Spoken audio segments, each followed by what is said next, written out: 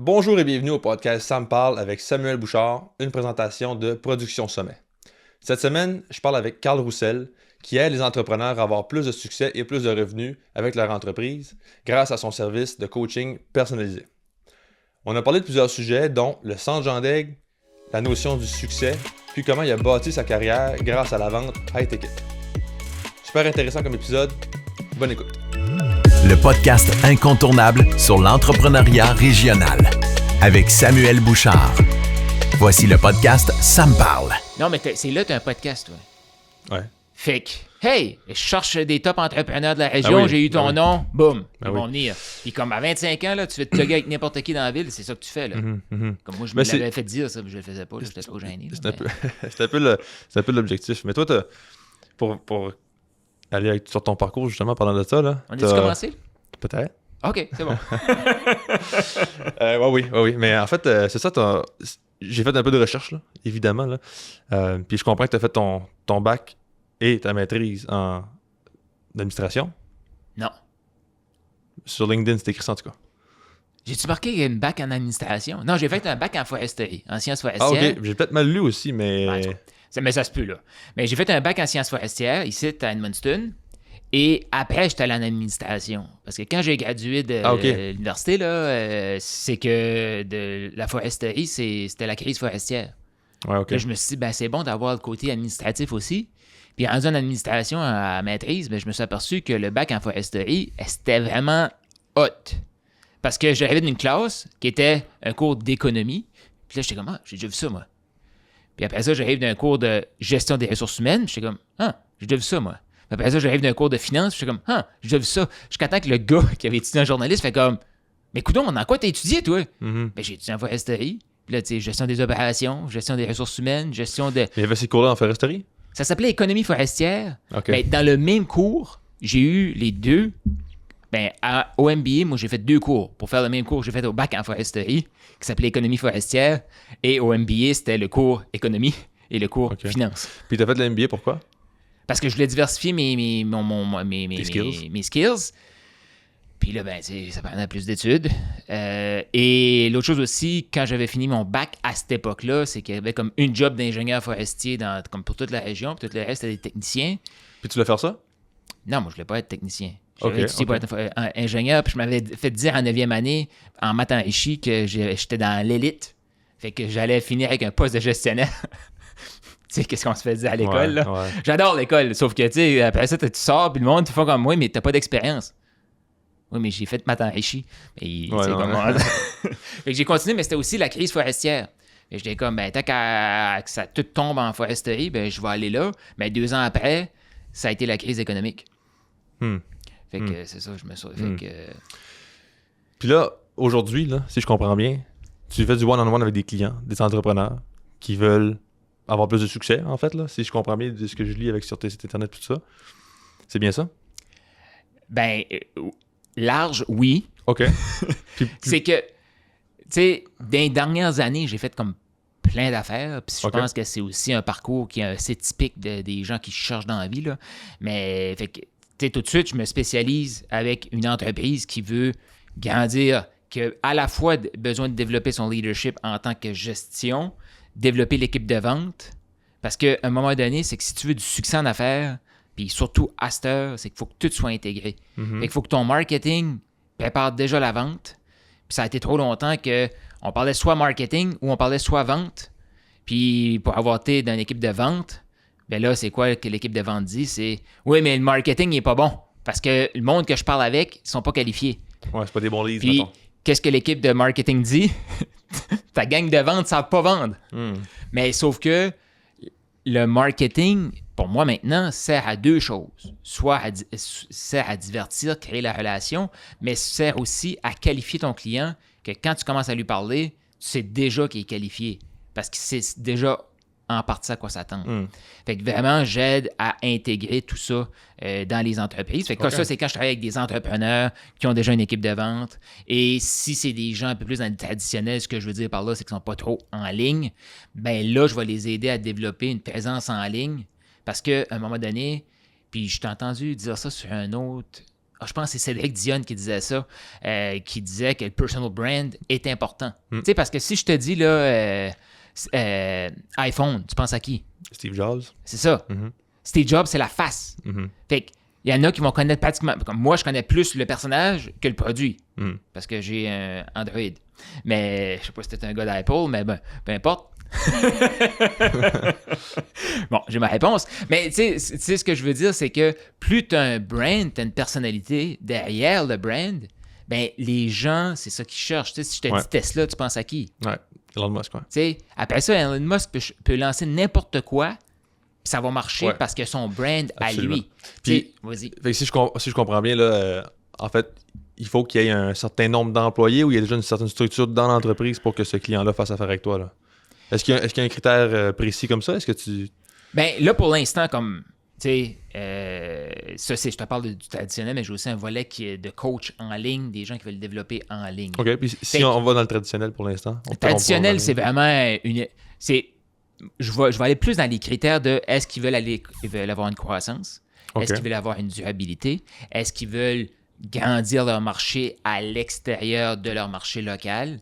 Parce que, fait que c'est plus ça que multinational. Ben de toute façon, tu sais, multinational, je me dis, eux, habituellement, ils ont des départements, puis ils devaient avoir des gens, fait que ça se peut que j'aille faire comme une conférence dans ces événements-là, mais m'impliquer comme, ça peut être de la formation, la conférence, développer des documents de travail, développer tout ça. Tu sais, c'est des équipes de 5 à 10, ça peut aller jusqu'à 50 aussi, pour que, puis moi, mon but, quand je travaille avec un entrepreneur, c'est vraiment, on montre quelque chose qui va être soutenable, mais moi, je veux sortir. Puis là, c'est remplacé souvent à l'interne. Tu sais, j'ai déjà travaillé avec des projets dans la région comme ça. On monte la structure. Par la suite, il y a quelqu'un qui vient prendre la tête du projet puis qui apporte le projet au prochain niveau. Fait que mettons quelqu'un, un entrepreneur local ici, là, qui se part puis il commence une entreprise de chandelles. Il vend des chandelles, par exemple, puis il veut là, les 3 critères que tu m'as nommés, là, il veut grandir, il veut développer l'entreprise. Est-ce que c'est un client qui est cible pour toi ou est-ce que... Ben, premièrement, ce client-là ne vend pas des chandelles. S'il veut vendre des chandelles, je ne suis pas la bonne personne. Mais si cette personne-là veut vendre une sérénité, une paix, une odeur mémorable, parce qu'il met le parfum de la... Non, mais c'est ça que les gens... C'est ça qu'on vend. Oui. Personne ne veut acheter une chandelle. Oui. Mais si je te dis que je me spécialise dans les chandelles pour les personnes qui ont perdu quelqu'un de proche, puis là, il va prendre la peine de prendre le parfum du parent, j'ai jamais pensé à ça, merci de me poser la question, mais il va prendre le parfum de la personne et le mettre dans la chandelle, qui est, oui, hypoallergène, puis qu'il n'y a pas de produits chimiques dedans, puis toutes ces affaires-là qui passent en arrière. Mais là, chaque matin, tu peux te lever, tu allumes ta chandelle et maman est là. Mm-hmm. Fait que tu fais vivre des moments, tu fais vivre de l'expérience. Fait que souvent, ce que je vais faire avec la personne, je l'écoute, puis je fais comme, OK, ça, c'est un produit plate. Il faut créer une expérience, il faut créer une histoire derrière, collée avec le produit. Que là, tu fais vivre l'expérience. Ouais. OK, donc, j'imagine que oui, ça veut dire que cette personne-là pourrait travailler avec toi. Oui. Là. Fait que, OK, fait en fait, le simple critère, c'est que la personne ou les personnes, ça peut être peu importe la taille de l'entreprise, sauf pour les multinationales. Ça va vraiment des travailleurs autonomes jusqu'aux PME de moyenne taille, on va dire. Oui, c'est ça. Ben, tu sais, ce qui va différer, dans le fond, là, c'est que si c'est ça aussi, j'ai travaillé avec des entrepreneurs partout dans le monde. Des gens qui faisaient plusieurs millions tout seuls, puis d'autres qui faisaient plusieurs millions avec des dizaines de personnes dans leur équipe. Mm-hmm. Fait que ce que ça permet, ça, c'est d'avoir une perception de la personne comme l'entrepreneur. Puis j'ai déjà fait, à d'autre côté de la rue, mais la personne voulait m'embaucher pour faire une conférence. Je lui ai dit, oui, je peux faire la conférence, mais est-ce que toi, tu vas être là, puis les gestionnaires vont être là? Puis la personne était comme, oui. Ben, parce que tu vas voir que quand moi je parle, là, je suis pas là pour faire passer un message à l'employé. Là. Je suis là pour faire passer un message pour qu'il y ait une synergie qui se crée. Mm-hmm. Parce que faut que l'employé se fasse comprendre. Il faut que l'employé comprenne la réalité du patron, puis il faut que le patron comprenne la réalité de l'employé. Puis moi, ben, parce que j'ai été employé, j'ai été gestionnaire, et là, je suis entrepreneur, fait que j'ai cette capacité de voir tout ça, puis là, de créer cette synergie-là. Fait que si la personne n'a pas d'équipe, puis qu'il veut une équipe, bien, la première étape, on va créer sur le plan. On va créer le plan, on va travailler sur la personne pour qu'elle devienne la personne capable d'attirer les nouveaux talents dans l'équipe. Puis là, bien, sélectionner la personne pour qu'elle rentre. Puis là, on peut même comme avoir un programme de formation pour l'intégrer, pour qu'elle soit autonome par la suite. Puis comment tu dirais que, Quel pourcentage de tes clients, dans ton expérience en général, a été plus des travailleurs autonomes, puis quel pourcentage a été plus vraiment des équipes avec, À ce moment-ci, je te dirais que c'est plus des travailleurs autonomes. OK. Pour la simple et unique raison, c'est que dans mon parcours, moi, j'ai commencé chez Entreprise Madawaska. Par la suite, je me suis lancé comme consultant. Je me suis lancé en affaires. Ma première business, ça a été consultant en projet d'affaires. Mon premier contrat a été à ramener toute la paperasse du centre Jean d'Aigle dans la région. OK. Qu'est-ce que tu faisais? Ben, c'est que ce projet-là, ils ont défait le forum dans les années 90. Et là, le maire de l'époque avait dit, vous allez voir, on va créer quelque chose de méga. Ils ont fait des études, là. C'était incroyable, les études qu'il y avait. Mais ça n'a pas levé. Parce que la population fait comme, non, on veut pas ça. Ils voulaient pas un nouvel amphithéâtre? Non. Pas à ce moment-là? Non. Ça, c'est quoi, début 2000, genre, ou de quoi de même? Je pense que c'était en 98. Fait que fin 90, là, dans le temps que j'étais encore pas valente, là, dans le fond. Là. Fait qu'il y avait des études merveilleuses. Mais il y avait un comité de citoyens à ce moment-là. Et en 2000, je suis en 2011, 2012, 2013, que j'ai terminé chez Entreprise Madawaska, il y a un groupe de citoyens, 6 citoyens qui se sont mobilisés, puis ils ont été voir le maire de l'époque, puis ils ont dit, c'est le temps qu'il y ait un amphithéâtre communautaire. Et je me suis fait approcher pour porter ce projet-là. Donc là, mon mandat était de tout rassembler ce qui avait été fait. On avait été voir des amphithéâtres dans le coin de l'ancienne Lorette, à Sherbrooke, à Shawinigan. On avait été en voir 4 en toute la gang. Puis moi, mon but, c'était de faire un rapport puis voir est-ce que c'est viable puis d'avoir quelque chose de potable pour qu'il puisse, que le comité des 6 citoyens, c'est ça qui était cool. Parce que, et la grande différence, là, pardonnez-moi si je me souviens pas de tous les détails, là, mais le premier volet, c'était comme la ville qui avait défait le forum puis la ville qui recréait. Là, c'était les citoyens qui se levaient, qui mobilisaient pour avoir un projet qui avait approché la ville. Fait que, tu sais, là, il y avait comme déjà l'esprit communautaire. Puis ça, cet esprit-là, dans la région, on est vraiment fort là-dessus. Depuis, je dirais que, tu sais, là, on est en 2024, 15 dernières années, c'est quelque chose, tu sais, ce qu'on prend le Mont-Farlagne, si on prend les Brasseurs du Petit-Saut, c'est tous des projets qui ont été mobilisés dans la région ensemble. L'amphithéâtre Saint-Jean-d'Aigle, ça a été la même chose. Il y a eu une levée de fonds, ça a été engageant. Mm-hmm. Tout ça pour dire que là, c'était de créer le rapport, les citoyens allaient au conseil municipal présentaient ça, puis là, ça a été accepté, et par la suite, il y a eu du financement pour faire le plan... je me souviens pas c'est quoi le terme des trucs qu'il y avait après, mais là, c'est là qu'il y a eu une personne qui a été embauchée à temps plein pour porter ce projet-là. Fait que... OK, donc ton mandat, ça a été de créer le rapport? C'est ça, c'était de faire la recommandation ou pas au conseil. Fait que si c'était viable, c'était de prouver genre que c'est viable, la région veut ça, puis voici c'est quoi les répercussions économiques. OK, fait que c'est un point de vue plus un point de vue plus financier de s'assurer que le projet va... Ben, c'était plus que financier, là. C'était plus OK. Le monde veut tout ça, puis pourquoi c'est bon, puis on a aussi étudié c'est quoi les nouvelles technologies qu'il faut mettre dans ces amphithéâtres-là, parce que veut pas, il y avait aussi un volet de mettre à niveau là, ce qui avait déjà été fait, parce que c'est comme dans n'importe quoi, là, le système de réfrigération qui est là-dedans, ben possiblement que 25 ans passés, il n'existait même pas. Ouais. Fait que quand ils ont fait la première étude, c'était pas que c'était pas bon, c'est juste que il y a une évolution des composantes qu'on peut mettre dans un amphithéâtre maintenant. Là. Fait que c'était aussi de voir puis faire des recommandations aussi sur les systèmes, même si c'était pas mécanique puis rien. Là, fait que c'était comme assez... Ça touchait à tout pour dire, voici les technologies qu'on pense qu'il va y avoir dedans, voici comment ça peut coûter, puis avec, globalement, pour ce prix-là, globalement, c'est quoi le potentiel économique, globalement, qu'est-ce que ça va être les répercussions communautaires, puis c'est pour ça qu'on recommande de le passer c'est nice. Puis justement, j'ai vu un post sur Facebook il n'y a pas longtemps, c'était une personne, un homme, là, je ne connais pas du tout, là, mais j'ai vu ça passer, puis lui, il disait qu'il trouvait ça dommage que le centre Jean d'Aigle n'avait pas plus d'activités, puis il trouvait qu'on pouvait peut-être le remplir un peu plus d'activités, puis le rendre un peu plus actif, puis il pourrait servir un peu plus la communauté, là, puis je sais pas qu'est-ce que tu penses de ça. Est-ce que tu penses qu'on utilise le centre Jean d'Aigle comme il faut, ou assez? Ben, est-ce qu'il est rempli 24/24? Non. OK. Tu sais, où est-ce qu'on peut aller avec ça? On peut aller dans tous les sens. Est-ce qu'il est maximisé? Non. Mais même le Centre Bell à Montréal, je pense pas qu'il est maximisé. Mais est-ce qu'il est rentabilisé? Oh, ça, je sais pas. C'est ça, je vais demander. Va au conseil de ville, puis demande. Mais en fait, pas d'un point de vue financier, mais... Si tu me demandes, est-ce que le projet valait le coup? Oui. OK. Pourquoi? Parce que ça apporte une visibilité, ça apporte je vais dire... Le mot qui m'est monté quand j'ai dit, je vais dire, c'est espoir. C'est que des projets comme ça, c'est porteur, c'est rassembleur. Le monde peut faire comme, OK, c'est comme il y a quelque chose là qui nous appartient, il y a un potentiel. Ça va mobiliser des gens, puis si tu regardes dans la vie, tout ce qui mobilise, puis tout ce que les gens vont se battre pour, si c'est vraiment quelque chose de grand puis de bon, ça veut dire qu'il va y avoir quoi?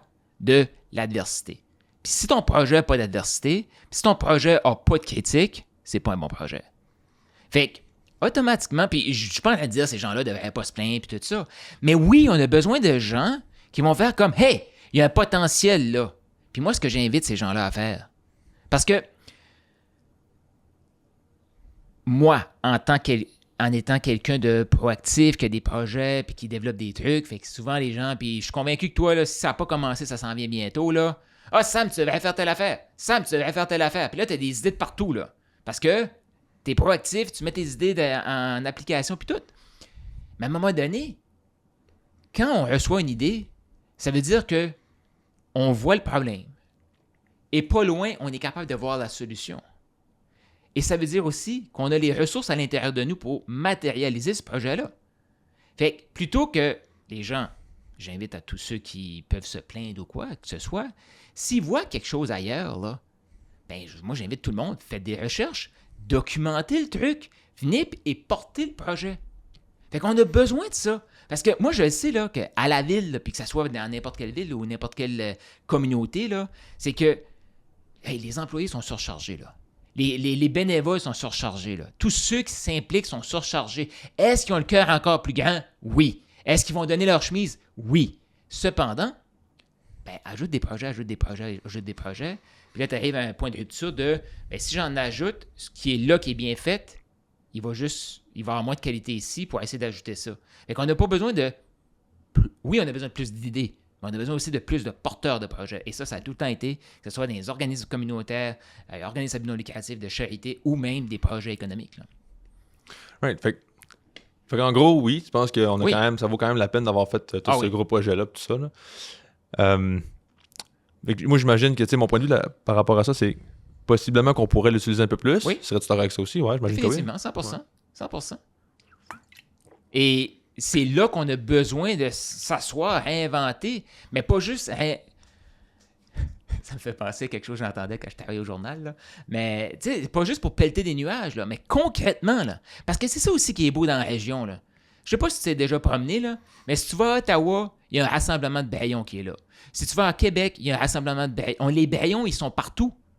Fait qu'à un moment donné, là, on est ici, on fait comme, OK, mais on est limité. Attends un peu. Parle à quelqu'un qui connaît quelqu'un, puis là, t'es rendu à l'autre bout du monde, puis tu peux avoir quelque chose qui se crée. Mais la personne, souvent, ces gens-là, c'est des personnes ultra occupées. Fait que ces gens-là, ils peuvent t'ouvrir une porte. Faut que la personne, le porteur de projet, soit prêt à rentrer dans la porte et bien présenter la vente, là, vendre son projet à cette personne-là. Mais on a des gens qui peuvent ouvrir des portes partout. Fait que s'il y a des gens qui ont des idées, puis s'il y en a qui veulent en discuter avec moi je vais aider à comme aligner le truc. Mais je ne vais pas mettre 20 heures dans le projet, là. Sauf que, jaser d'un projet puis structurer la patente, si je sens que la personne va prendre la structuration, va faire de quoi avec, n'importe quand, là. Fait que c'est ça aussi l'avantage qu'on a dans la région, là. Tu me fais penser à un sujet que j'avais abordé avec d'autres gens récemment. Tu parles de jaser, tout ça, s'asseoir, puis parler d'idées, tout ça. Il n'y a pas nécessairement de mastermind dans la région en entrepreneuriat. En tout cas, moi, j'en ai pas trouvé. Puis j'ai demandé une couple de personnes, puis ils ne semblent pas en avoir. Puis t'en as parlé aussi dans quelques vidéos là, que tu t'assistes à ces rencontres-là assez souvent. Puis je pense que c'est quelque chose que tu aimes faire partie d'eux. Là. Est-ce que tu penses que ça serait une bonne idée? Est-ce que tu penses que... Pourquoi tu penses qu'il n'y en a pas dans la région? porteur de projet. Puis, tout bon projet mérite de commencer médiocrement. Toute compétence qu'on veut développer, il faut accepter. Puis ça a été un de mes freins, là, les premiers 30 ans de ma vie. De ne pas accepter d'être pas bon. Fait que, je sais pas si t'as écouté, j'ai fait une vidéo que j'ai déposée hier sur ma page Facebook, là, mais il y a plein de choses que j'ai résisté dans ma vie juste parce que je sentais qu'il y avait quelque chose de plus grand, mais je voulais pas accepter de perdre la face, puis c'est là que j'ai perdu la face toute ma vie. Plus tu acceptes d'être comme « Hey, on va le faire, on va avoir du fun, on va s'améliorer. » Ça, je te le garantis. Puis là, ça va venir. Qu'est-ce que ça vient? Un excellent projet vient avec quoi? Des critiques. Fine, OK, on va le faire. Fait que les meilleurs groupes que j'ai montés, parce que, tu sais, faut faire attention aussi parce que le terme mastermind, quand tu écoutes mes affaires, là, il y a eu le côté là, comme marketing, coach, qui est le mastermind, mais c'est un mastermind payant. Puis là, fait que, je ne vais pas rentrer dans toutes les définitions, là, mais si tu lis Réfléchissez, devenir riche, puis des livres comme ça, qui est des classiques, ils parlent de mastermind, mais c'est comme des entrepreneurs qui veulent brainstormer des idées. Fait que, pourquoi il n'y en a pas... les gens n'acceptent pas de commencer petit. Les gens n'acceptent pas qu'il y a des gens qui vont rentrer, qui vont sortir. On veut les tops, mais ces gens-là font comme, ben, le groupe qui veut partir, ben, peut-être, mais êtes-vous sérieux? Fait qu'il faut accepter, là, que il y a... mais, comme... il faut accepter de ne pas être bon. Puis, il faut accepter de commencer petit. Puis là, je reviens à le truc comme... Parce que moi, j'ai fait partie de groupes, là, justement, là, ils se rencontrent tout de suite à Vancouver, ce groupe-là, que je suis plus dedans, là. Mais je tenais un groupe que je payais pour être dedans. Puis à un moment donné, j'ai lu un livre, puis j'ai fait comme, ça, c'est hot. Puis là-dedans, il parlait de, justement, avoir un groupe. Puis moi, je suis allé voir la gang, puis j'ai dit, hey! Puis moi, là, je me dis, c'est tous des entrepreneurs qui payent 30 000 $ US pour être dans ce groupe-là. Partout dans le monde. Et là, moi, je suis en train de leur dire qu'on va faire ça ensemble, on va augmenter nos résultats, augmenter notre productivité. Et tout le monde embarque. C'est combien j'ai eu de réponses? Une. C'est ce qu'on a fait? On l'a fait quand même. On l'a fait, on a partagé notre évolution sur le groupe. Et là, la deuxième round, parce que c'était des rounds de 13 semaines, c'est combien qu'on était? 3. Après, 5. C'est ça que c'est, comment c'est petit. Fait qu'un mastermind, si ça t'intéresse, moi, ça ne me dérange pas. On pourrait se faire des Zooms où on se rencontre une fois par mois. Mais il faut que tu commences, puis tu aies du fun. Puis le monde fasse comme, mais qu'est-ce qui se passe? Je peux-tu y aller? On va penser à ça. Parce que tu veux aussi tu veux protéger le core de ton affaire. Là. Mais là, je blague en dire, on va penser à ça. Mais fait, tu sais, tu prends 2-3, tu te prends pas trop au sérieux, tu t'organises pas trop à patente, tu lances ça 2-3, puis tu vas avoir des gens qui ont pas besoin des autres pour avancer, vont juste avancer plus vite. Fait que, tu sais, comme le groupe que je te parle de, là, j'ai sorti du groupe, mais je l'ai reparti. Fait qu'à chaque semaine, c'est moi qui lead le groupe. Pourquoi? Parce que moi, ça me pousse à tout le temps être plus à mes affaires. Ça développe ma capacité à gérer un groupe comme ça. Parce que je me considère en charge du groupe, même si tout le monde est en charge, ben c'est moi qui connais encore plus la matière du livre. C'est moi qui l'applique encore plus. Et je peux te dire quelque chose que si ça dit quelque chose dans le livre que je ne fais pas encore... Moi, je n'accepte pas de le dire aux autres. « Hey, faites ça! » Puis si moi, je le fais pas, fait que ça me pousse, moi, à être meilleur. Fait que pourquoi il n'y en a pas? Pour plein de raisons. Pourquoi quelqu'un devrait s'en partir un? Pour toutes les raisons que je viens de te dire. Parce que la personne qui va partir, elle va grandir fois 1000 comparativement à tout le monde. C'est pas parce qu'elle est meilleure, c'est juste qu'elle s'en met un peu plus sur les épaules. Puis ça va mettre une pression positive sur la personne. Ouais, c'est un bon point. Ça me fait penser, mettons, des fois, moi, ça m'est arrivé dans le passé de me demander si je devais me lancer dans un projet, tout ça, puis pas pour tous les projets, mais certains, quand il y a un projet que je sentais que ça valait vraiment la peine, là, comme le podcast, justement. Ouais, félicitations pour ça en passant. Ben là, merci, mais mon point, c'est que j'hésitais parce que je me disais, bon, j'en ai déjà beaucoup à faire, mais là, il va falloir que je fasse des sacrifices pour rentrer ça dans mon horaire. Mais finalement, on dirait que plus j'ai de projets, ben, il y a une certaine limite à ça, mais on dirait que plus il y a de projets, plus ça te pousse à tous les faire parce que tu t'es engagé, tu sais. Puis ça fait que mon niveau de productivité est encore plus haut que si j'avais moins de projets. Parce que quand j'étais plus jeune, je me disais, je suis mieux de pas. Mettons, j'étais aux études, j'avais une grosse semaine d'examen, puis là, je me disais, je suis mieux de pas aller au gym cette semaine, tu sais, pour me laisser du temps pour étudier. Mais ce que ça faisait, c'est que là, j'avais une journée pleine, vide pour étudier, mais j'étais pas plus productif nécessairement parce que je manque de structure pour bien remplir ma journée. Mais si j'ai un entraînement d'une heure de 1 heure dans le milieu de la journée, ben, ça me poussait à finir telle affaire avant d'aller m'entraîner. Puis quand je revenais, ben, j'étais comme plus en forme ou plus... je vais changer le mal de place, comme on dit. Là, puis, en tout cas, bref. Fait que, des fois, t'en rajouter, ça peut t'aider à être plus productif, je trouve, plutôt que de... Ben, je sais pas si t'as déjà entendu ça là, ou t'as déjà essayé ça. As-tu déjà essayé de... T'as quelque chose à comme... T'as besoin d'aide avec quelque chose, puis tu demandes à quelqu'un que tu sais qu'il a plein de temps. As-tu déjà remarqué, ces gens-là, ils n'ont jamais le temps pour t'aider? Demande à tes chums les plus occupés, là. Oui, je vais être là. Ah, je comprends ce que tu veux dire. Si tu veux avoir quelque chose de fait, bien fait, rapide, là, demande à quelqu'un qui est occupé. Là, tu sais, comme qui a encore le temps. Tu sais, comme moi, là, des fois, le monde me dit, Carl, je vais te demander ça, tu me le livres déjà. Comme, pourquoi t'es vite comme ça? De un, c'est que si je le mets sur la pile, ça se peut que je le fasse pas. J'ai senti que c'était là que je l'ai... Puis là, tu sais, il faut aussi avoir une gestion parce que sinon, tu fais tout le temps les affaires des autres. Tu sais. Mais c'est là aussi que, un moment donné, là, gérer son temps, c'est qu'il faut apprendre. Tu sais, comme là, tout de suite, on a échangé un petit peu, je sais pas si c'était avant ou pendant, mais en tout cas, peu importe. Tu m'expliquais un peu, tu sais, début de tes projets, tout ça. Mais un moment donné, il faut dépasser la ligne. Puis faire comme, oh, j'en ai trop pris.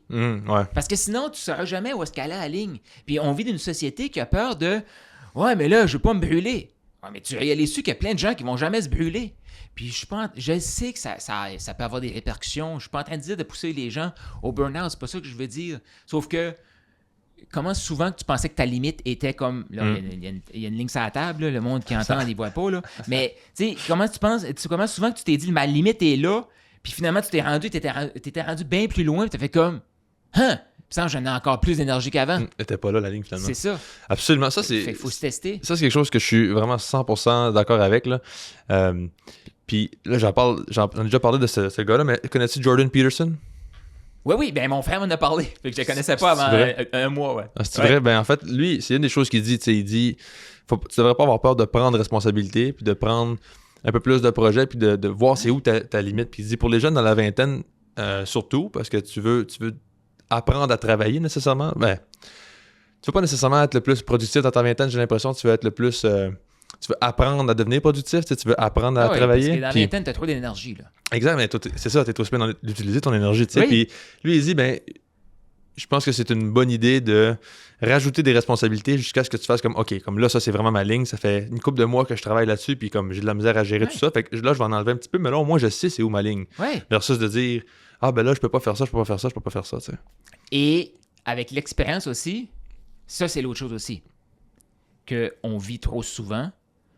On va dépasser la ligne, on va aller se brûler, et là, on va se repousser de cette ligne-là, et on va jamais y revenir. On va même pas revenir proche parce qu'on a peur de se rebrûler, mais tout ce temps-là, notre ligne est rendue bien plus loin que où est-ce qu'on s'est brûlé. Fait que, moi, je dis, il faut tester la ligne, mais tout le temps. Puis, c'est là que moi, j'aime le sport. Parce que le sport, c'est quand même assez rapide. On teste notre mental, on teste notre physique. Puis c'est là qu'on voit comme, oh, hey, tu sais, je me faisais dire que plus j'allais vieillir, plus j'allais comme ralentir telle place, puis là, j'en ai encore. OK, là, tu fais, ou d'autres dans ma vie, je me limite. Puis là, tu peux tout te réajuster parce que cette ligne-là, justement, elle se tasse. Puis à un moment donné, pour te rendre à cette ligne-là, puis tu t'es brûlé, tu as diffusé de l'énergie partout. Là, tu peux passer la même ligne, tu fais comme, hey, mais rien, non, j'en viens. Comme moi, tout de suite, je fais plein d'affaires que je fais comme, hey, 5 ans passés, j'aurais été brûlé, là. Comme j'aurais pas pu me faire une entrevue un vendredi après-midi, là. J'aurais été brûlé, là. Right. Ça ressemble à quoi ton quotidien dernièrement? J'ai jamais eu autant de temps. OK. J'ai jamais eu autant de temps, j'ai jamais été autant productif. Parce que on vit dans une société qui veut engorger notre cerveau. Puis quand tu parlais du gym tantôt, là, oui. Moi, ça fait des années que je me fais dire qu'il faudrait que je médite. Je médite pas encore. Mais je prie, je marche, je prends des moments pour réfléchir. Je vais prendre des marches, la majorité du temps avec rien. Puis c'est Zig Ziglar que j'écoutais justement dans mon auto, qui disait que quand tu marches, t'es bien mieux de réfléchir à des choses que tu connais déjà que écouter du nouveau matériel. Encore, ben moi, j'ai l'impression que ça dépend de où t'en es rendu avec ce que t'écoutes. Non. OK, OK. On va prendre une note, on en revient là-dessus. Ben, non, parlons de ça. OK, pourquoi? Pourquoi pas? On a appris, puis là, à ton âge, là, moi, j'aurais aimé ça, savoir ça. Là. Puis, Ok. tu sais, je suis pas si vieux que ça, j'ai eu 40 ans. Là. On a appris à apprendre linéairement. Mais si tu regardes dans la vie, là, tu sais, la communication, c'est assez simple. Là. Tu fais des entrevues. Est-ce que tu es meilleur à cette entrevue-ci que ta première entrevue? Oui. OK. Comme n'importe quoi dans la vie. Hein. C'est ça. Fait qu'est-ce que tu as fait de différent entre la première et là? Juste les gros éléments, là, c'est que tu laisses l'invité parler, tu poses des questions. Ça, c'est simple, là. Ouais, il y a un peu plus que ça, mais ouais. Oui, il y a un peu plus. Non, mais ça, je ne veux pas rentrer dans toutes les subtilités qui viennent avec. Ouais, mais ok, je comprends. si on reste à ces deux éléments-là, Absolument. OK? Pourquoi tu es meilleur à poser des questions? Puis pourquoi tu es meilleur à laisser l'autre? Pourquoi tu es de plus en plus confortable à juste s'il y a un moment de silence, puis que l'invité est en train de réfléchir, parce que je l'ai fait tantôt, tu ne m'as pas coupé. Peut-être qu'au début, tu faisais comme, OK, mais là, il y a un silence. Qu'est-ce qu'il va falloir que. Tu sais, là, mais là, il va falloir que je coupe ça. OK, il faudrait que je meuble le temps, parce que les gens qui écoutent, là, c'est comme, ah, il y a un silence, c'est OK. Mais tout ça, tu le fais parce que tu as pratiqué la même affaire.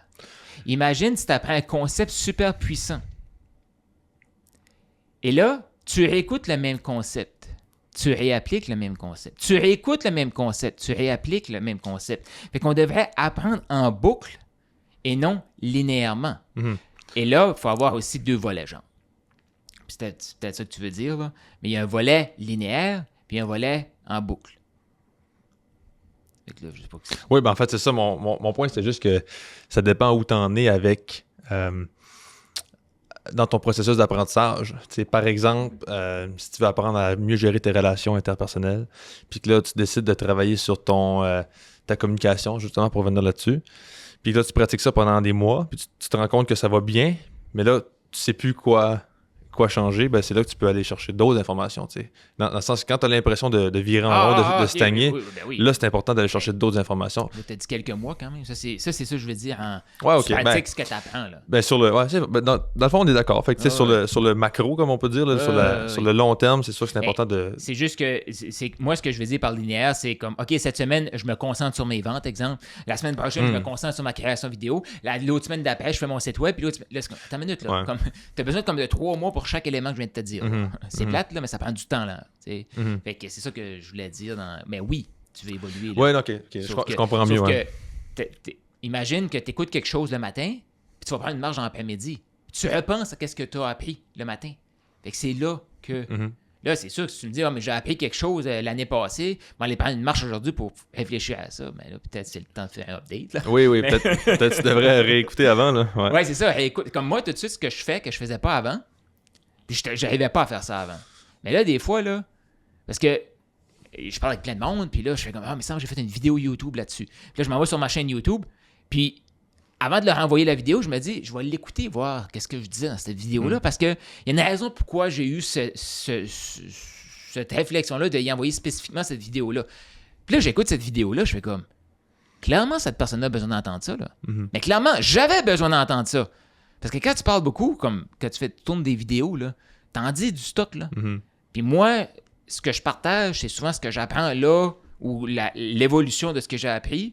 Puis là, ce que j'aime, c'est que des fois, j'écoute. Tu sais, j'ai fait une première conférence à Saint-Quentin, je pense que c'était en 2014 ou 2013. Puis j'avais pris là, on a des caméras digitales ici, là. Mais moi, c'était une caméra qui a une cassette dedans à mes parents. Je m'avais filmé avec ça. Je l'ai mis sur YouTube. Je l'ai réécouté, puis j'étais comme, waouh! Là, définitivement que ça allait évoluer, là. Sauf que les thématiques que j'abordais à l'époque, c'est le même fond. Sauf qu'il y a plus de profondeur dans tout ça. Et je suis comme, c'est cool de réécouter aussi, parce que tu vois ton évolution. Puis, Ah oui, c'est cool, vraiment. Moi, avant de faire ça, je faisais des vidéos YouTube là, pour moi-même, là, puis c'est le fun de voir ça, tu sais. Ben, c'est le fun, mais puis non, des fois, tu réécoutes, puis t'es comme ouf. Ouais, non, mais c'est ça. J'espère que...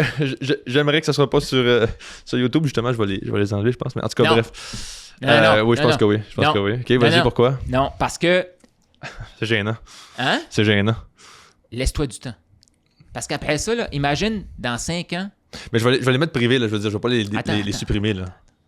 Imagine, là, dans 5 à 10 ans, il y a un jeune qui vient te voir, qui veut se partir, puis tu lui conseilles de faire des vidéos YouTube, puis il fait comme, non, c'est gênant, moi, je veux pas faire ça. Tu fais comme, hey, tu veux-tu? je vais t'envoyer mes premières vidéos YouTube. Ouais, mais je peux y envoyer quand même s'ils sont privés. Là. C'est plus parce que là, j'essaie de monter quelque chose de différent avec ma page YouTube dernièrement, puis je trouve que ça ne fait pas avec le vieux contenu. Il y a aussi certaines affaires aussi que... En même temps, peut-être que je pourrais garder aussi, je suis pas sûr. Là. Je suis pas sûr. Ton client idéal, lui, ce qu'il veut, c'est toi. Puis, il n'y a rien de mieux qu'un humain qui évolue. Puis, comme moi, je dis ça, il y a plein de gens qui vont me critiquer, là. « Oh, mais Carl, c'est pas professionnel tes affaires. Carl, tu fais telle affaire, telle affaire, telle affaire. » Juste pour te dire, OK?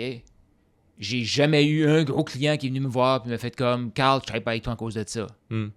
Tous ceux qui me disent « Carl, c'est pas professionnel ça. Carl, c'est pas ci, c'est pas ça. » Va voir leur chaîne YouTube. Je leur ai parlé peut-être 3-4 ans passés. Et à 3-4 ans passés, eux, ils avaient peur de faire une vidéo. Ils ont fait combien de vidéos depuis les derniers 4 ans? 0. Comme, j'ai lancé mon podcast Go Shoot pour le million, j'étais dans mon auto. Et le son n'était pas bon, là. Non. Mais ça faisait... non, regarde, non. c'est sûr que non. Dans un char. Mais ça faisait 3 ans que je me disais que j'allais lancer un podcast. Là, moi, je suis dans mon char, je suis en train de tasser le Canada et les États-Unis. J'écoute un podcast, puis c'était des épisodes de 7-8 minutes. Je suis comme, c'est hot, ça. Je vais faire ça. Là, j'ai dit, c'est assez, là, les excuses. Je le fais ça. Ma première semaine, j'ai lancé. OK? J'ai eu 2-3 personnes qui m'ont écrit pour me dire, Carl, le son est vraiment pas bon. Mais ces 2-3 personnes-là, je le sais, je les connais. Que ça fait des années qu'ils attendent la perfection pour se lancer, que ne se sont pas encore lancés. Dont une, d'ailleurs, qui est devenue cliente par la suite chez nous. Parce qu'elle m'a écouté là. Mais cette même semaine-là, et c'était tout le temps surprenant aussi, parce que ça a donné que les gens que je connais, puis moi j'ai une capacité de poser des questions pour comprendre qu'est-ce qui se passe chez l'autre, puis je sais qu'est-ce qui était le blocage. Puis quand il me disait j'ai pas aimé cet épisode-là, c'était concrètement ce que la personne ne voulait pas entendre, mais ce qu'elle avait besoin d'entendre. Mais ça a été ma semaine comme la plus payante. Quand j'ai lancé un nouveau véhicule de communication, là, ça a été ma semaine la plus payante parce que la même fois que j'ai eu le plus de critiques de lancer quelque chose de nouveau, c'est là qu'il y a eu plus de clients qui ont raccroché parce que ça m'a permis de faire comme « Ah, on s'est parlé quelques semaines passées, voici, je sais pas si tu savais, je viens de lancer un podcast. » Et là, ça fait comme un suivi, mais un ajout d'une autre valeur. Fait que, tu sais, après ça, j'étais aussi dans mon auto, puis là, je faisais des appels avec du monde de son pour faire comme comment je pourrais insonoriser ma voiture, augmenter la qualité de mon micro. Tu sais, ça fait partie aussi de qui je suis, sauf que tu lances et après, tu ajustes. Ouais, ça, je suis bien d'accord avec ça. Absolument. Moi, sérieux, j'ai rien à rajouter là-dessus. Là. C'est excellent. Moi, je suis bien d'accord avec ça. J'aimerais qu'on revienne un peu sur ton l'aspect vente. Tu as fait une formation en closing. Oui. Puis là, j'aimerais juste qu'on fasse la distinction un petit peu parce que si je comprends bien, closer puis être vendeur, c'est pas tout à fait la même chose. C'est une partie de la vente, le closer. Là, si je comprends bien, à moins que je me trompe. Là. Ben, c'est que là, tu sais, il y en a qui vont appeler ça le closing, c'est comme conclure la vente, comme la fin. Moi, ça n'a jamais été mon approche. OK. C'est que là, dans ces éléments-là, il faut tout le temps mettre ça en contexte. Le closing, comme il y en a beaucoup qui ont resté pris dedans, il faut aller comme 2016, 17, 18. C'est beaucoup plus aux États-Unis. En francophonie, là, ça a pris vraiment du temps. Ça a commencé en 2019-2020. Mais en francophonie, moi, j'ai appris du côté anglophone. Je me suis aperçu rapidement que ça ne fonctionnait pas du tout pareil parce qu'on est beaucoup plus petit monde puis on est plus serré. Fait que là, OK, vas-y, continue. Fait que le closing, comme on l'entend sur le web, ça a été vraiment... On fait de la publicité... On apporte des gens sur un appel et le rôle de la personne, c'est d'amener la personne dans une séquence à dire oui à la fin, prendre la carte de crédit, puis ça finit là. Mais il faut mettre le contexte ici. À cette époque-là, il était vrai que si la personne quittait le téléphone, on n'avait pas de CRM pour faire de suivi. La personne n'allait jamais reprendre un appel. Peux-tu définir CRM? Customer, c'est une affaire pour garder le contact avec tes clients. Fait que ça va envoyer des textos automatiques, ça va envoyer des courriels en automatique, ça va garder si tu peux te mettre des suivis aussi, dire OK, il faut que je rappelle telle personne dans 2 semaines. Fait que là, 2 semaines plus tard, tu y penses pas. Puis là, il y a un pop-up. Puis là, tu rappelles ta personne. Fait qu'il y a un système là de suivi. Automatique.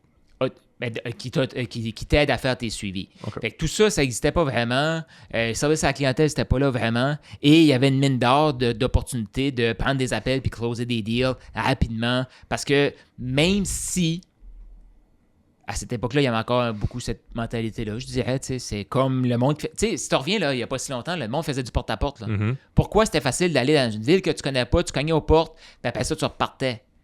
Comment tu faisais pour retrouver la compagnie qui est venue te cogner à la porte puis tu n'as pas aimé? C'était très difficile. Il fallait que tu aies short dans le livre de téléphone. Puis si c'était une compagnie de l'extérieur, dans ton livre de téléphone local, tu ne l'avais pas. Tu appelais quoi? Tu appelais l'opératrice? C'est bien trop de travail pour aller faire une plainte sur l'autre compagnie. Fait que cette distance-là avec le consommateur faisait que ça, c'était possible. Fait que si on revient sur le web là, de Closer, bien, c'est encore possible de passer incognito s'il y avait quelque chose qui se passait pas bien. Maintenant, essaye de faire ça. Donne un mauvais service. La personne va sur Google, donne un étoile avec une mauvaise expérience. Elle va sur Facebook, elle va faire une vidéo TikTok pour te dire comment tu es un imbécile. Ouais. Fait que c'est beaucoup plus facile de te montrer. Puis là, je suis en train d'excuser le comportement. Sauf que maintenant, quelqu'un qui dit « Je vais me lancer dans le closing », moi, je sais tout le temps comme « T'es-tu prêt à avoir un personal brand? T'es-tu prêt à faire tes suivis? T'es-tu prêt à connecter avec la personne? » OK, mais vas-y. Peux-tu définir closing? Parce que je suis pas sûr que je te suis, là. Ben, parce que là, moi, je fais pas vraiment la distinction entre un vendeur et un closer. OK, parce que c'est un vendeur, tout simplement. C'est ça. Là. C'est que l'autre chose aussi qui est dans le closing, on va parler de high ticket. Ça veut dire, ça peut être dans toutes les industries. Exemple, si on prend les voitures, ben le closer, ça serait lui qui vendrait les Porsche, les Ferrari. Fait que c'est plus... Non, dans les voitures, ça marche pas vraiment. Fait que ça a été une industrie aussi. Puis là, je veux pas comme mélanger tout le monde. Là, c'est qu'il y a le volet aussi web. Là. Dans le volet web, ben, il y avait ces gens-là qui faisaient des commissions sur des coachings, des masterminds, des coachings de 10, 15, 20 000 dollars par année ou par 3 mois, peu importe. Là, mais c'était des gros montants. C'était pas des petits montants. Mais ça, c'est le high ticket, right? C'est ça, high ticket. Fait que high ticket, c'est... il y en a qui vont dire 2500 et plus. Moi, je suis plus comme à 10 000 et plus. OK. Puis là, mid-ticket, c'est moyen ticket. Là, dans le fond, c'est le prix. Là. De 10 à 2005. Puis là, ben petit ticket, c'est en bas de 2005. Right. Là. Fait que c'est quelqu'un qui fait du commerce en ligne. En bas de 2500, le monde sont encore capables de mettre leur carte de crédit à acheter. Après ça, souvent, ils vont avoir des questions qui veulent parler à quelqu'un. Fait que. Puis ce monde-là a vraiment évolué. Comme même la personne que je me suis fait former avec, là, c'est plus le même pantoute, là. C'est plus la même formation qu'en pantoute. Okay. Là. Parce que maintenant, c'est vraiment plus de connecter, comprendre la personne, parce que tu veux être à l'aise, puis c'est là qu'elle est la clé. Vraiment, la vraie richesse, là, peu importe ce qu'on fait dans la vente, là, ça se fait pas dans la personne que tu as acheté là maintenant. Parce que la personne qui dit non, souvent, la seule chose qu'elle te dit, c'est pas tout de suite. Mais si tu prends son nom comme un nom, puis si tu n'as pas eu une belle expérience avec la personne, comment tu fais par la suite si ton boss ou peu importe te dit « faut que tu prennes le téléphone, tu fasses un suivi ».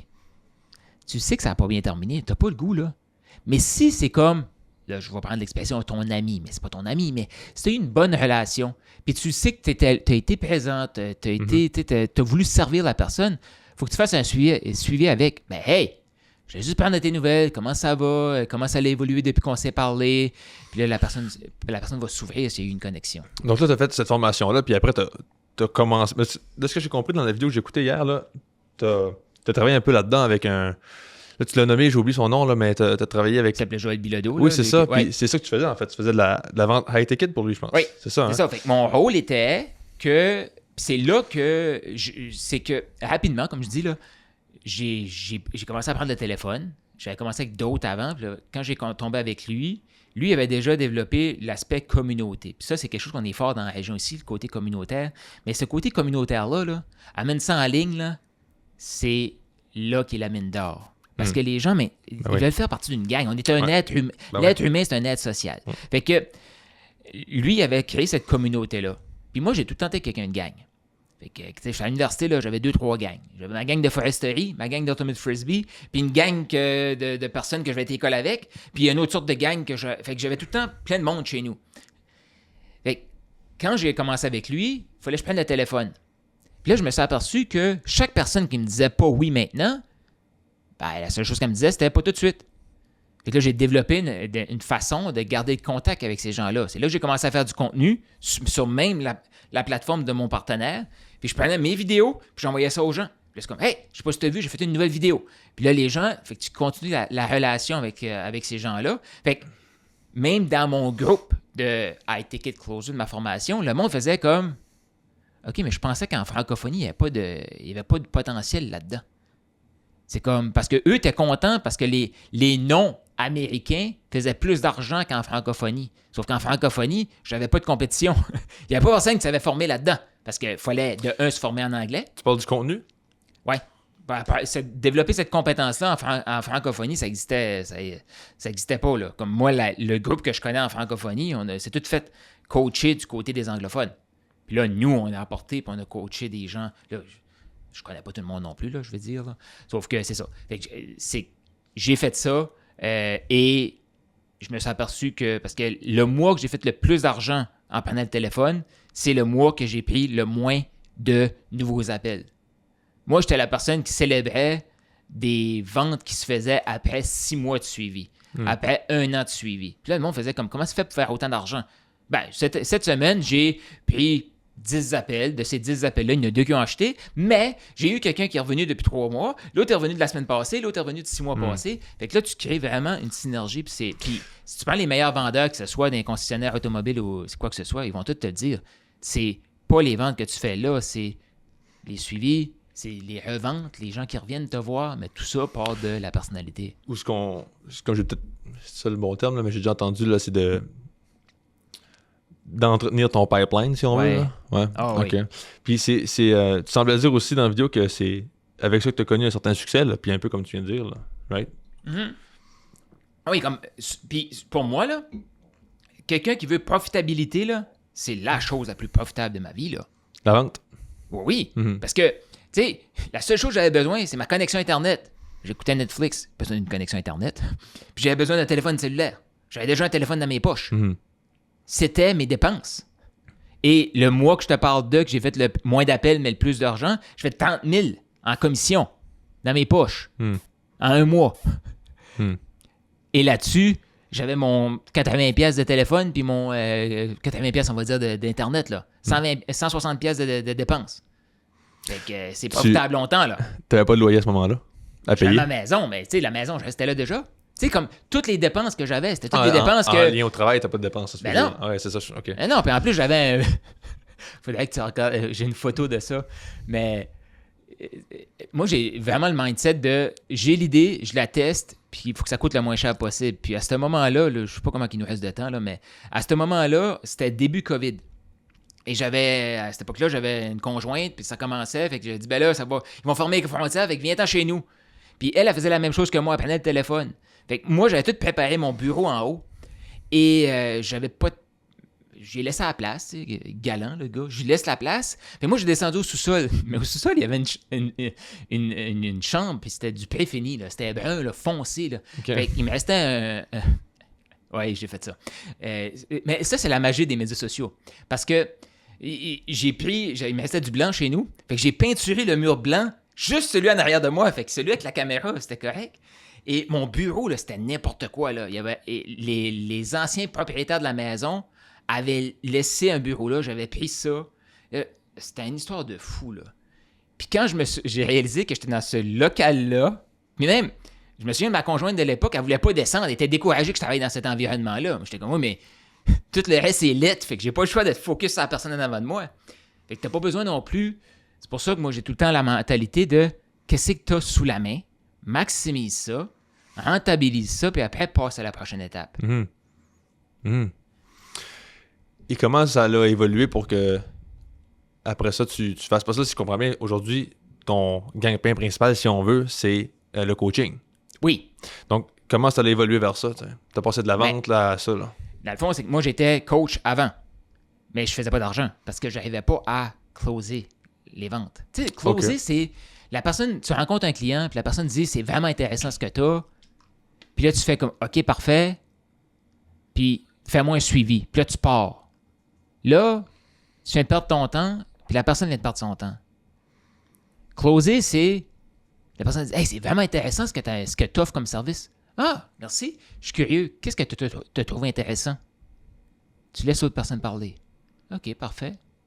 Puis, juste comme ça, tu sais, un service comme ça, c'est quelque chose qui t'intéresse? Oui.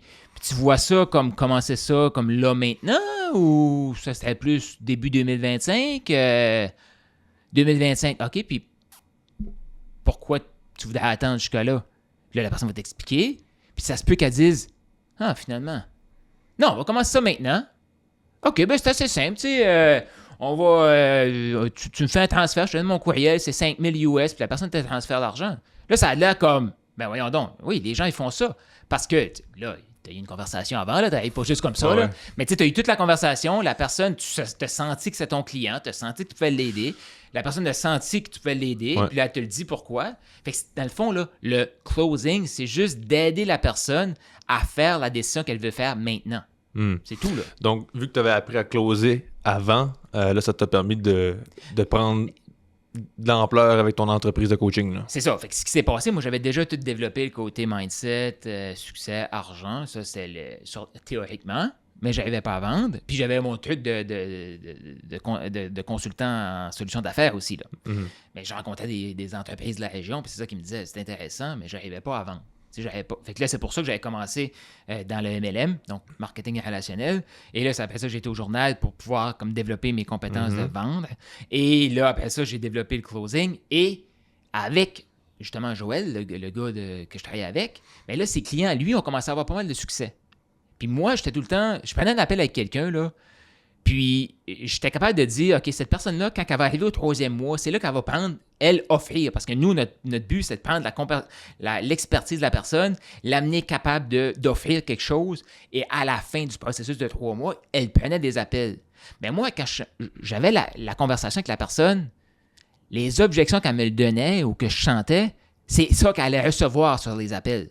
Et moi, c'était prévisible. Fait que là, j'étais, OK, parfait. Je prenais le paiement. Puis là, j'étais, bon, quand tu vas arriver au 3e mois, voici que ça se peut que ça se passe pas comme ça, mais selon moi, ça va se passer comme ça. Si ça se passe comme ça, à ce moment-là, tu me fais signe. Fait que moi, ce que je faisais, j'embarquais sur le téléphone, puis là, je les coachais pour qu'ils puissent conclure leur vente. Fait que là, ça a apporté plein de gens à avoir plein de succès. Et là, eux, ils cherchaient des gens comme moi au téléphone. Fait que là, ils venaient me voir, moi, pour que je forme leurs gens à prendre le téléphone pour eux. Fait que là, c'est là j'ai fait comme, ah, ben c'est peut-être le temps que je retourne. Comme coach. J'ai commencé à coacher des closers, des vendeurs, pour me rendre compte rapidement que ces gens-là se retrouvaient dans des équipes d'entrepreneurs qui visaient 200-300 000 par année, qui est parfait si tu veux être seul. Mais si tu as comme un vendeur qui a acheté, lui, la croyance qu'il allait faire 10 000 par mois parce que ça se fait en prenant le téléphone, mais que toi, tu vises 200 000 par année, puis tu donnes 10 %, la personne dans ton équipe est limitée à combien? 20 000. Ça, il n'y a personne qui calculait ça. Puis là, moi, quand je parlais avec mes clients à moi qui cherchaient des opportunités, là, je leur demandais, mais là, tu as fait un appel avec quelqu'un, tu vas aller travailler avec cette personne-là, mais cette personne-là, elle vise combien? Je ne le sais pas.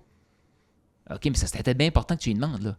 Parce que si cette personne-là, son objectif annuel, c'est 200 000, t'es-tu confortable à toi viser 20 000 par année?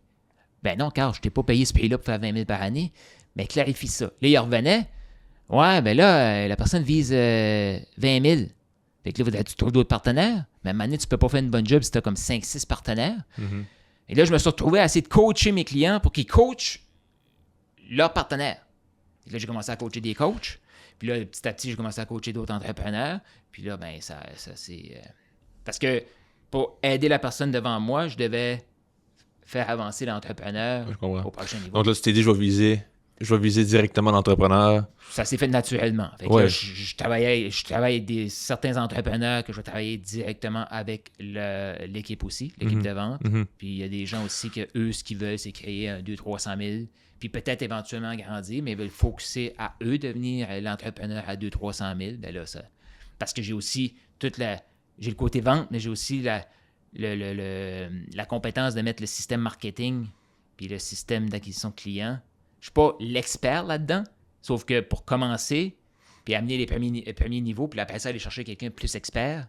Parce qu'au début, ça te prend quelqu'un qui est capable de voir l'ensemble d'eux Et après, cette même personne-là va t'aider à trouver quelqu'un d'encore plus poussé. Mais il faut que tu sois rendu à 10, 15, 20, 30 millions par année pour dire je vais avoir quelqu'un spécifique qui va s'occuper de mes Google Ads, mettons, qui va s'occuper de mon Facebook Ads, qui va s'occuper de mes tunnels de vente. Mais avant ça, c'est comme... T'as pas besoin... Sais, là, qu'est-ce qui fait ton montage vidéo tout de suite, toi? Ah, c'est moi. Qu'est-ce qui tourne tes vidéos? Ouais, c'est qui fait? C'est tout moi. Au début, il faut tout faire. Là, puis c'est OK, c'est comme ça que ça fonctionne. Ben ouais. Sauf qu'après, à un moment donné, tes affaires grossissent. Ben, qu'est-ce que tu vas faire? Tu vas avoir quelqu'un qui va monter tes vidéos. Tu vas peut-être avoir même quelqu'un qui va juste s'occuper de mixer ton son, qui va envoyer ça à l'autre qui met ça sur l'image. Mais pour te rendre là, un moment donné, ça te prend des gens qui vont t'aider à faire un step. Ben, moi, je suis plus la personne qui va aider les gens à passer à la transition, puis après ça, aller chercher comme le spécialiste monteur de son. Tu sais, c'est un peu ça. Mais moi, c'est plus côté vente puis marketing. Là. Puis pour un... Ah, OK. En fait, j'allais poser une question, mais je sais pas si... Peut-être tu peux me répondre rien, mais sûrement. Là. Pour un entrepreneur qui commence, qui est travailleur autonome, puis qui veut avoir un employé, quel est le premier employé qu'il devrait chercher à avoir? Là? Dans quel domaine est-ce qu'on devrait aller chercher un employé en premier? Femme de ménage. Femme de ménage? Non, mais tu veux récupérer le maximum de temps. Oui. Fait que tout ce qui est extérieur business, tu as un peu d'argent, tout ce qui est extérieur business qui gruge du temps, tu délègues tout ça. Puis je suis sérieux avec ça, là. Non, je pense que ça fait du sens. C'est comme, moi, tout de suite, il y a plein... Parce que avant même d'embaucher, moi, ce que j'aime tout le temps faire avec un entrepreneur, c'est un inventaire maximise. Parce qu'actuellement, la majorité des choses qu'on veut déléguer, je suis désolé, mais le AI est capable de le faire, l'intelligence artificielle. Et pour moi, là, juste pour te dire, là, ma vision de l'intelligence artificielle va remplacer des humains. Ben oui. Cependant, l'intelligence artificielle n'est pas faite pour remplacer l'humain. L'intelligence artificielle est faite pour maximiser le potentiel humain. Ça veut dire que chaque humain a le choix d'évoluer. Ceux qui vont choisir d'évoluer, ils vont être OK. Ceux qui vont choisir de ne pas évoluer, parce que les deux, c'est des choix, c'est des décisions qu'on va faire, bien, il y en a un qui va être remplacé. Fait qu'un entrepreneur qui commence maintenant, qui commence à avoir un peu de succès, embauche-toi quelqu'un qui est capable de te faire un inventaire, de voir c'est quoi, qu'est-ce que tu veux déléguer. Et la première chose, tout de suite, est-ce qu'il y a un système que tu peux mettre en place plutôt que mettre un humain à cette place-là? Parce que tôt ou tard, si tu prends un humain qui a de l'ambition, puis là, je ne suis pas en train de dénigrer rien, OK? Là, je ne suis pas en train de dire qu'il y a comme il y a des emplois actuellement qu'on pense que c'est ceux qui vont se faire remplacer le plus rapidement. Puis j'étais comme, c'est ceux qui vont se faire remplacer en dernier. Comme construction. Faire des éléments que c'est des raccoins qu'un robot ne peut pas se rendre, là, ça, c'est des jobs d'avenir. OK? Tout de suite, il y a beaucoup de gens qui ne voient pas, là, mais avocat, comptable, chirurgien, c'est tous des trucs là, que tu vas faire comme... Le chirurgien, oui, mais construction, non. C'est bien plus minutieux la chirurgie que la construction, non?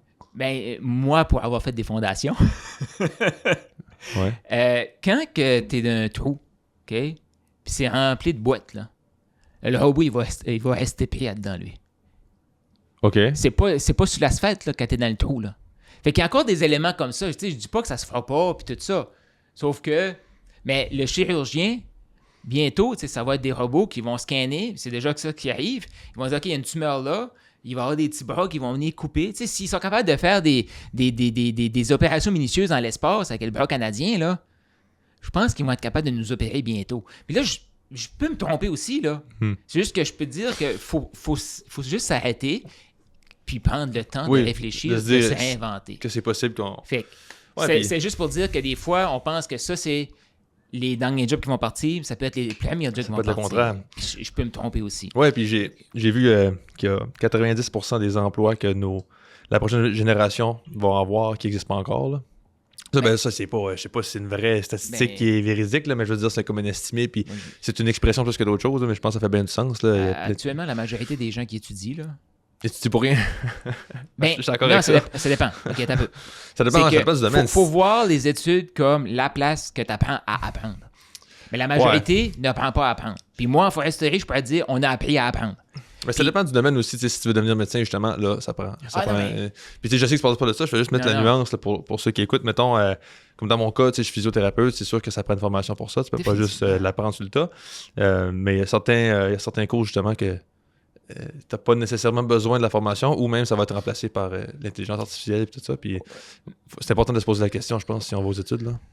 Oui, mais tu sais, c'est comme, il faut développer notre capacité à évoluer puis notre capacité à embrasser le changement. Ça, c'est la clé. Mm-hmm. Parce que, tu sais, là, commencer à faire comme, OK, j'apprends-tu la bonne chose aujourd'hui? La vraie compétence à développer, c'est s'il arrive quelque chose de totalement nouveau, OK, demain matin, est-ce que je suis capable de rester calme, regarder la situation, regarder qu'est-ce que mes forces pour m'adapter à la situation, où je suis totalement là, inutile puis je suis désemparé. Si tu es désemparé, tu as un problème. Mais si tu sais comme, si tu as confiance, tu fais OK, ça se peut que ça me prenne une semaine à me revirer de bord, genre, on s'entend, OK? Ça se peut que je panique. Mais je sais très bien qu'après quelques jours, je vais avoir repris mon esprit, je vais être capable de regarder à tête reposer la situation. C'est ça qu'il faut développer. Puis là, qu'est-ce que je devrais utiliser pour ça? Mais toi, il y a des situations qui vont te pousser à évoluer. Ouais. Mais fait tu sais, comme pour revenir à ta délégation, là, les tâches les plus faciles tout de suite, qui te prennent du temps, qui ne viennent pas d'apporter de la valeur dans ton entreprise, tu délègues ça. Dans ton entreprise, tu veux faire un inventaire de qu'est-ce que tu peux déléguer, mais regarder aussi à des systèmes. Il faut faire attention aussi parce qu'il y a beaucoup de gens qui vont vendre des systèmes beaucoup trop compliqués, beaucoup trop complexes, beaucoup trop onéreux. Parce que maintenant, là, il y a des solutions comme moi, là, mon montage vidéo, il y a plein de choses que je fais, là, dupliquer mes textes, tout ça. Là. Avant, ça m'aurait pris une équipe qui m'aurait coûté 10 à 15, 20 000 par mois pour faire tout ça. Maintenant, je fais tout seul. Mm-hmm. OK, je mets du temps.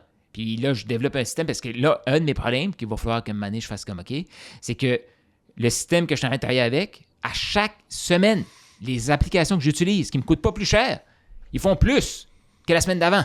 Puis tu dois t'en apercevoir, là. Puis là, je fais comme je pensais déléguer ça à cause de ça, mais là, maintenant, ça se fait automatique. Fait qu'il y a vraiment une réinvention, une évolution, là. Oui, absolument. Je le vois aussi dans le logiciel que j'utilise pour le montage, justement. Là. Puis, pour finir, est-ce que tu peux nous parler un peu de ton livre? Parce que tu as 4 livres, je ne me trompe pas. J'ai 5. 5 livres, OK. Ben, j'ai 4 livres, puis un livre qui est un peu plus réflexion journalière, là, avec des versets et tout ça. Là. OK. Puis ça, c'est ton dernier livre. Ça, c'est mon dernier livre. Double tes revenus. Oui. Qu'est-ce qu'on retrouve là-dedans? 3 piliers. Ça touche l'aspect de la vision. Qu'est-ce qu'on vise? L'énoncé de mission. Comme qu'est-ce qu'on vise dans les prochains 12 à 24 mois? Pourquoi ce time frame-là? C'est moins que 12 mois, c'est des fois trop serré. Plus que 2 ans, on perd le focus. Et j'explique exactement dans le livre comment créer 3 mesurables. Ça, on entend ça, avoir des objectifs mesurables. Le SMART, là, ouais. SMART. Il faut que tu aies une date. Et la clé que moi, j'ai tout le temps apportée, que je n'avais pas nécessairement trouvé ailleurs, que j'ai trouvé dans un autre livre qui m'a inspiré, là, c'est le côté de pourquoi tu fais ça, mais vraiment un pourquoi porté vers la contribution. Parce qu'on a été aussi, moi, avoir grandi dans le développement personnel puis tout ça, l'industrie du coaching puis du marketing a été distorsionnée à tu fais tout ça pour avoir une Ferrari, tu fais tout ça pour avoir un chalet. J'ai rien contre les Ferrari, j'ai rien contre les chalets. Sauf qu'à un moment donné, on est des humains et on est ici sur Terre pour servir. Et si on sert suffisamment de personnes, on va peut-être avoir une Ferrari si c'est sur notre cœur, puis il n'y a rien contre ça. Fait que l'énoncé de mission vraiment porté sur pourquoi tu fais ça. Qu'est-ce qui te frustre? Okay. Toi, tu fais ça parce que tu veux faire voir les entrepreneurs de la région parce qu'ils n'ont pas assez de visibilité. C'est un de tes pourquoi. Je ne me l'ai pas dit concrètement, mais dans tout ce que tu fais, je pense que ça fait partie de. Puis tu veux te développer, tu t'en bénéficies, c'est OK. Le deuxième volet, c'est le script double tes revenus. Donc, c'est quoi le problème que tu règles? Parce que trop souvent, on essaie de vendre quelque chose à quelqu'un qui n'a même pas le problème qu'on a. Tu sais, mettons, je vends de l'eau. T'as-tu soif? Non. OK, parfait. On va parler d'autres choses. Je vais pas essayer de te forcer à acheter une bouteille d'eau. T'as pas soif. Absolument. Mais t'as-tu soif? Oui. Là, t'apportes ta solution. Fait que ça, j'explique vraiment comment créer ce script-là, mais qui est plus un script conversationnel que tu arrives d'un 5 à 7, un party de famille, puis t'as-tu déjà remarqué que dans le livre, j'en parle, là, c'est un chef cuisinier. Mais il y a une différence entre un chef cuisinier Puis quelqu'un qui arrive, t'as-tu déjà remarqué que les jeunes familles ont plus le temps de manger ensemble? Puis quand ils le font, ils mangent souvent du fast-food. Moi, ce que je fais, je vais chez les jeunes familles. Je cuisine pour eux avec les aliments que les enfants vont aimer. Je leur sers le repas. Quand ils ont terminé de manger, là, moi, je ramasse tout ça. Eux, ils s'en vont dans le salon, ils écoutent un film. Moi, je fais la vaisselle, incognito, je m'en vais. Boum! OK, je viens de créer une expérience. Fait que là, tu as l'autre qui dit, moi, je suis un chef cuisinier à domicile.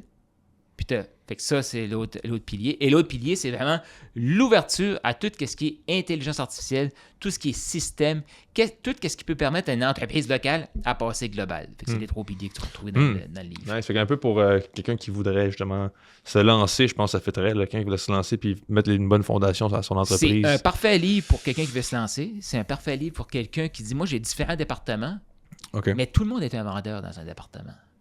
Fait que, mais le script, double tes revenus, il est vraiment structuré.